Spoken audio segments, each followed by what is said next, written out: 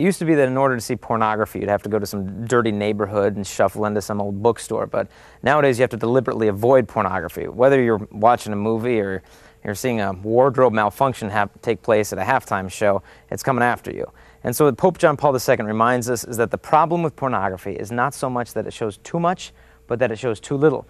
It reduces a woman to her body parts. It teaches the guys that a girl is basically, she's got to be constantly sexually available, physically perfect, and when you get bored with her, you just go to the next fantasy. And there's no problems. You can judge the value of a girl by how much lust she generates in me.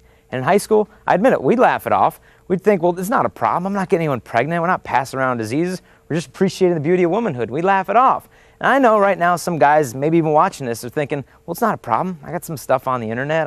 It's not a problem. And when a guy tries to convince himself it isn't an issue, a young man gets what's called emasculated. Emasculation means when a young man is robbed of the ability to be masculine. Because if you look at a crucifix, it's masculinity, it's a lover who empties himself for his beloved.